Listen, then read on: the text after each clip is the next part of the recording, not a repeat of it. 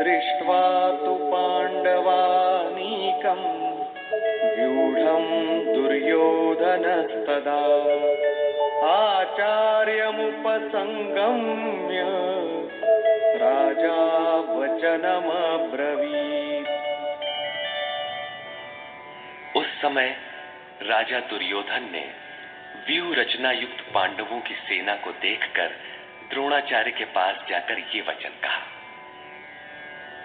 द्वैत के आचरण ही द्रोणाचार्य हैं। जब जानकारी हो जाती है कि हम परमात्मा से अलग हो गए हैं, वहां उसकी प्राप्ति के लिए तड़प पैदा हो जाती है। तभी हम गुरु की तलाश में निकलते हैं। दोनों प्रवृत्तियों के बीच यही प्राथमिक गुरु है। यद्यपि बाद के सद्गुरु योगेश्वर श्री कृष्ण होंगे, जो योग की स्थिति वाले होंगे।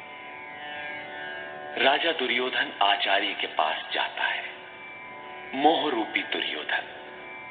मोह संपूर्ण व्याधियों का मूल है। राजा है। दुर्योधन दुरु अर्थात दूषित, योधन अर्थात वह धन। आत्मिक संपत्ति ही स्थिर संपत्ति है। उसमें जो दोष उत्पन्न करता है वो है मोह।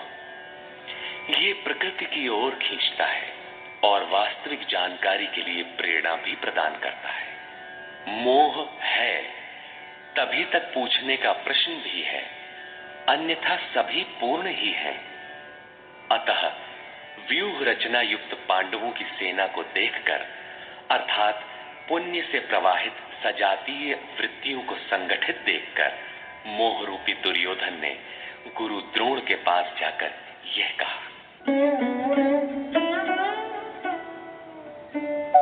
पश्यैतां पाण्डुपुत्राणाम् आचार्य महतीं च व्यूढां द्रुपदपुत्रेण तव शिष्येण धीमता।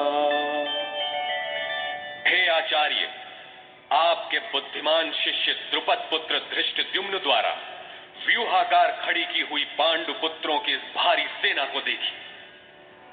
शाश्वत अचल पद में आस्था रखने वाला दृढ़ मन ही धृष्टद्युम्न है। यही पुण्यमयी प्रवृत्तियों का नायक है।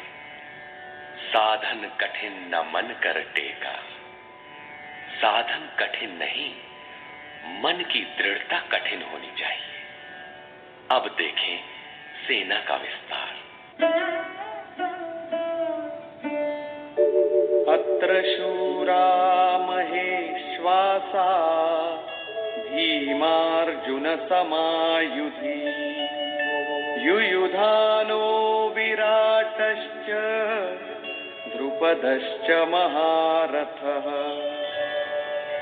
इस सेना में महेश्वासा, महान ईश में वास दिलाने वाले भाव रूपी भीम, अनुराग रूपी अर्जुन के समान बहुत से शूरवीर, जैसे सात्विकता रूपी सात्यकी, विराट सर्वत्र ईश्वरी प्रवाह की धारणा, महारथी राजा द्रुपद अर्थात अचल स्थिति, तथा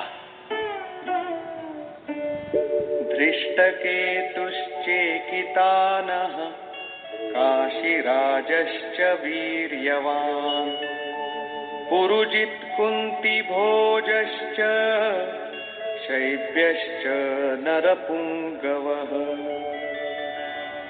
धृष्टकेतु दृढ़ कर्तव्य, चेकितानः जहां भी जाए वहां से चित्त को खींचकर इष्ट में स्थिर करना, काशीराजः काया रूपी काशी में ही वो साम्राज्य है, पुरुजित स्थूल सूक्ष्म और कारण शरीरों पर विजय दिलाने वाला पुरुजित, कुंती भोजः कर्तव्य से भव पर विजय, नरों में श्रेष्ठ शैव्य अर्थात सत्य व्यवहार।